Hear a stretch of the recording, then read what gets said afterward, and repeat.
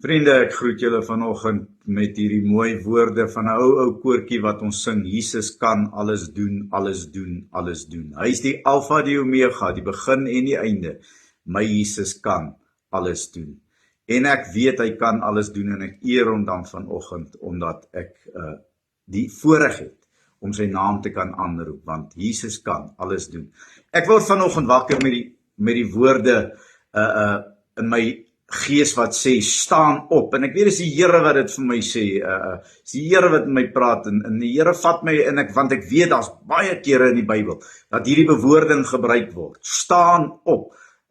Toe Jesus daar by die bad van Bethesda kom, die man wat 38 jaar daar lê, en hy sê, niemand om hom in die water te sit nie, Jesus sê net vir hom, staan op, neem jou bed op en loop. Is dit nie wonderlik nie, halleluja, na 38 jaar word hy verlos, uit sy siekte toestand uit, met die spreek van 'n woord.